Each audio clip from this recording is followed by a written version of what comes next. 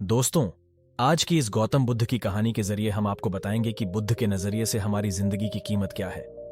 हम में से बहुत से लोग अपनी जिंदगी की वैल्यू नहीं समझते और अपने जीवन को ऐसी चीजों में बर्बाद कर देते हैं जिनसे हमारा नुकसान ही होता है।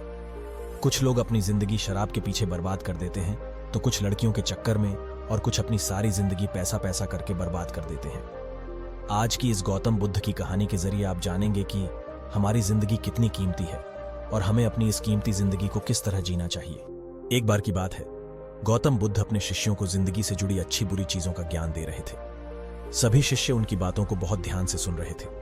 उन सभी में एक शिष्य ऐसा था जिसे प्रश्न पूछने की बहुत आदत थी। वो उठकर गौतम बुद्ध के पास गया और उनसे बोला, आप हमें जिंदगी के बारे में जो कुछ सिखा रहे हैं उस सब का क्या फायदा, क्योंकि हम में से बहुत से बच्चों को यह भी नहीं पता कि हमारे जीवन का मूल्य क्या है और ये जीवन हमारे लिए कितना कीमती है। पहले आप हमें यह बताइए कि इस जीवन का मूल्य क्या है। अपने शिष्य की बात सुनकर गौतम बुद्ध अपने कक्ष में गए और एक चमकता हुआ पत्थर का टुकड़ा लेकर आए। वो टुकड़ा उन्होंने अपने शिष्य को दिया और बोले, मैं तुम्हें इस जीवन का मूल्य तब बताऊंगा जब तुम इस पत्थर का सही मूल्य पता लगा कर आओगे। साथ ही ये ध्यान रखना कि तुम्हें यह पत्थर का टुकड़ा किसी को बेचना नहीं है। गौतम बुद्ध की बात मानकर वो शिष्य बाजार की तरफ चला गया।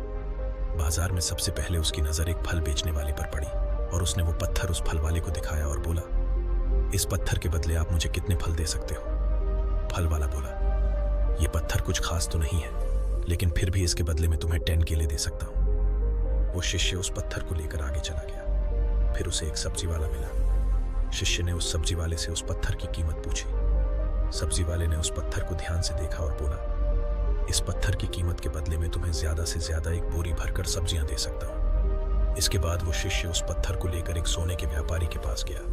उस पत्थर की टुकड़े की चमक देखते ही उस सुनार ने उसकी कीमत 100 सोने के सिक्के लगाई। शिष्य ने वो टुकड़ा बेचने से मना किया तो वो सुनार उसके बदले 200 सोने के सिक्के देने को भी राजी हो गया, लेकिन शिष्य ने वो पत्थर नहीं बेचा।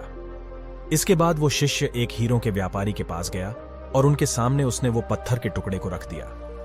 उस पत्थर को देखते ही हीरों के व्यापारी ने एक साफ कपड़ा बिछाया, उस पत्थर को उसके ऊपर रखा, फिर उसकी परिक्रमा की और हाथ जोड़कर उस पत्थर को कपड़े में लपेटते हुए वो बोला, तुम जिसे मामूली पत्थर समझकर उसकी कीमत पूछ रहे हो, असल में ये एक बेशकीमती रूबी है। ऐसा रूबी हर किसी को नहीं मिलता। मैं अगर अपना सब कुछ बेच भी दूं तो भी इसकी कीमत नहीं चुका सकता।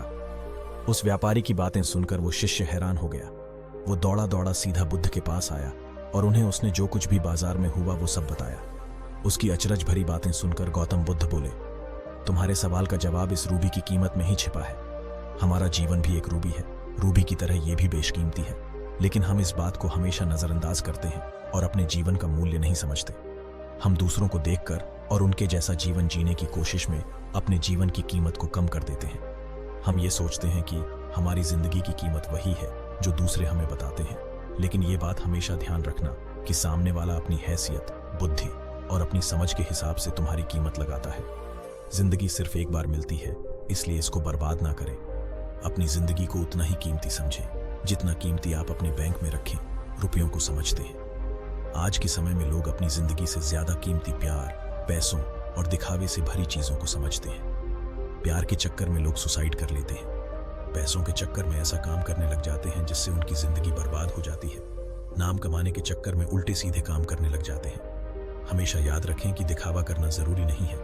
प्यार दोबारा मिल सकता है, पैसा फिर कमाया जा सकता है, लेकिन जिंदगी को फिर से पाया नहीं जा सकता। इसलिए अपनी इस बेशकीमती जिंदगी को अच्छे से जिएं, हर पल का आनंद लें। कभी ये ना सोचें कि आप इस दुनिया में किसी काम के नहीं हैं, ना कभी ये सोचें कि आपकी जिंदगी व्यर्थ है। आपके होने या ना होने से कुछ फर्क नहीं पड़ता। जब भी ऐसे नेगेटिव विचार आपके मन में आए तो खुद को बस ये याद दिलाएं कि जीवन एक रूबी है और ये बेशकीमती है।